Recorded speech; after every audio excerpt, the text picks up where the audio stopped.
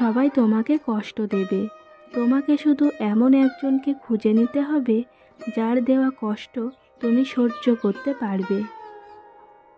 ক্ষমায় যদি করতে না পারো তবে তাকে ভালোবাসো কেন? অপেক্ষা হলো শুদ্ধতম ভালোবাসার একটি চিহ্ন।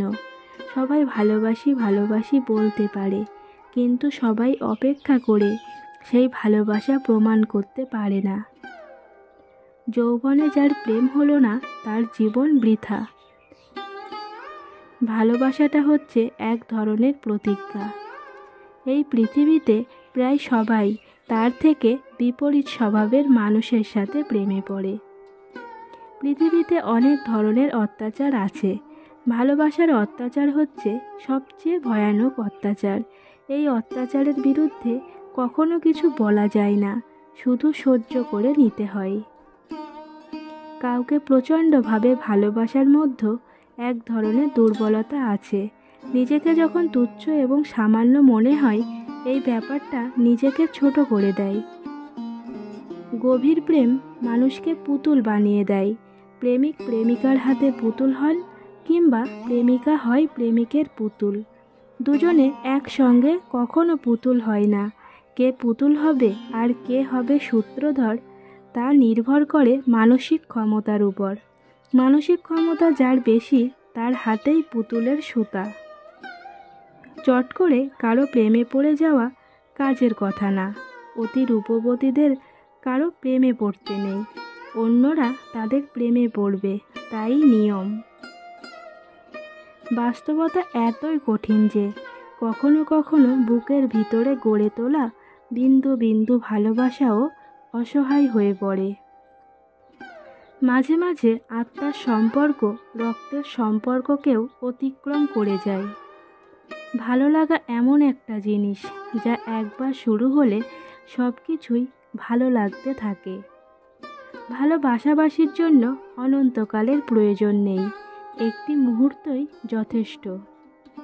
ছেলে এবং মেয়ে বন্ধু হতে পারে, কিন্তু তারা অবশ্যই একে অপরের প্রেমে পড়বে, হয়তো খুব অল্প সময়ের জন্য, অথবা ভুল সময়ে, কিংবা খুবই দেরিতে, আর না হয় সব সময়ের জন্য, তবে প্রেমে তারা পড়বেই। ছেলেরা ভালোবাসার অভিনয় করতে করতে কখন যে সত্যি সত্যি ভালোবেসে ফেলে তারা তা নিজেও জানে না। মেয়েরা সত্যিকারের ভালোবাসতে বাসতে কখন অভিনয় শুরু করে তারা তা নিজেও জানে না। ভালোবাসা হচ্ছে এক ধরনের মায়া, যেখানে পুরুষ এক নারীকে অন্য নারী থেকে আলাদা করে দেখে, আর নারী এক পুরুষকে অন্য পুরুষ থেকে আলাদা করে দেখে। ভালোবাসা হচ্ছে একটি আদর্শ ব্যাপার, আর বিয়ে হচ্ছে বাস্তব। আদর্শ ও বাস্তবতার দ্বন্দ্ব তাই কখনো নিষ্পত্তি হবে না। ভালোবাসার পতনের জন্য কোনোভাবেই আমরা মহাকর্ষ অভিকর্ষকে দায়ী করতে পারি না।